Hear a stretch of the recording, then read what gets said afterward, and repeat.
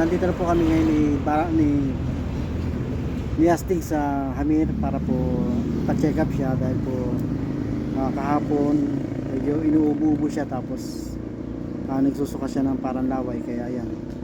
Kaya nag-worry na rin kami, kaya dinala namin siya dito sa vet para malaman kung ano yung sakit niya.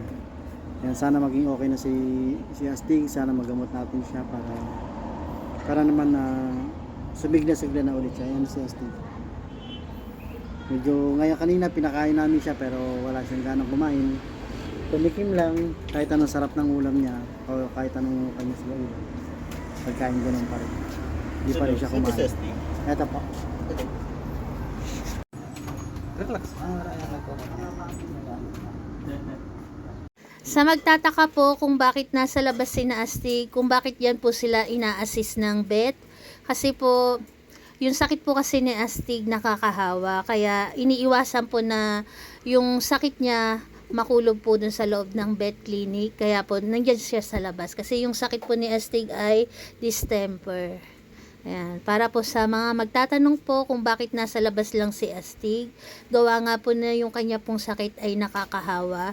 Iwas lang po na makahawa sa ibang mga par babies na napunta rin po sa Hamir Veterinary Clinic.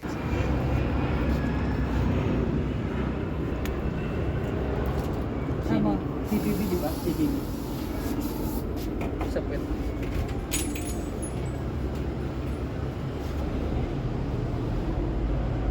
Tatay ka din. Alam ko. Sayang. CDB.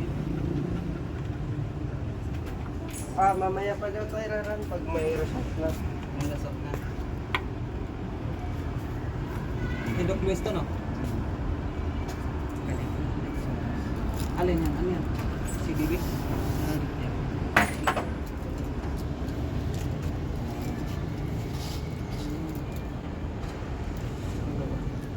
Si Distemper po yun. Distemper. Si CBB, si Parvo, Canine Parvovirus. Okay. CBB is Canine Distemper Virus. Okay. And then si Ehrlichia, yung EHR. Mm. So yun po ano natin, ang sakit sa kanya. So yung pag-ubo, then possible yung pagsusuka niya Oh. dahil din po sa distemper. Okay na, distemper yung kanya. Dahil na-confirm na po na positive si Astig sa distemper, yan po ang ginagawa sa kanya, sub-Q po yung tawag. Kasi imbis na i-confine po siya, ganyan na lang po yung ginagawa. Dadalin na lang po siya araw-araw ni Papa Fernan sa vet para is-sub-Q.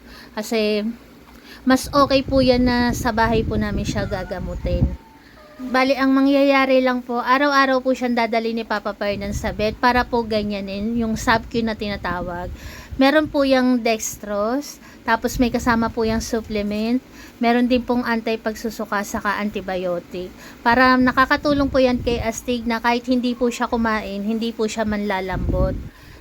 Tuwing nagkakasakit po sila, hiyang po sila dyan sa sub-Q na tinatawag. Sayang nga po kasi nung nakaraang araw, kumontak po sa amin si Sir Tristan ng Milo and Friends. Kasi nga po naghahanap po siya ng isang aspin na pwedeng mag-extra sa commercial. Yun nga po si Astig po sana yung na-apply namin. Tapos nakapasa na po sana si Astig.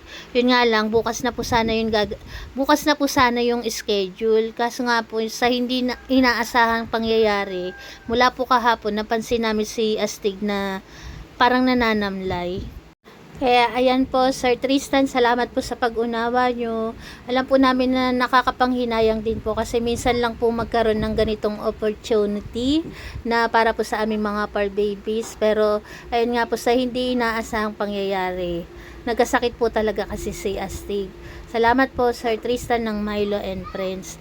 Siguro po sa ibang pagkakataon na lang po siguro, baka po matuloy po yung inyong pagsasama ni Fernan. Salamat po. Ito sir, para sa pagsusuka. May taklo po sir. Okay, sige.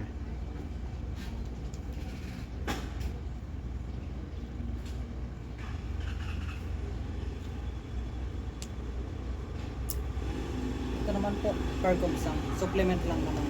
Oops.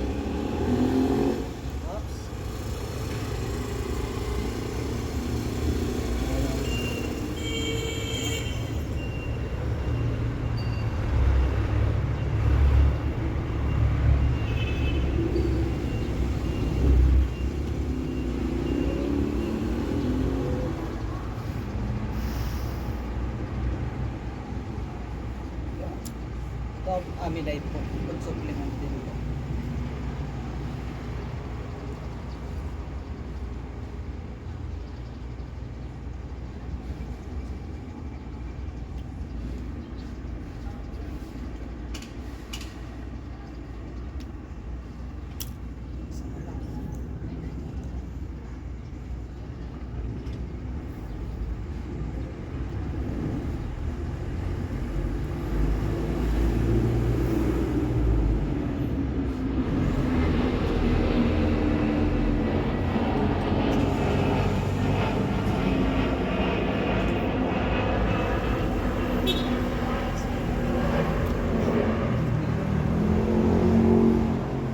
Ang malikot.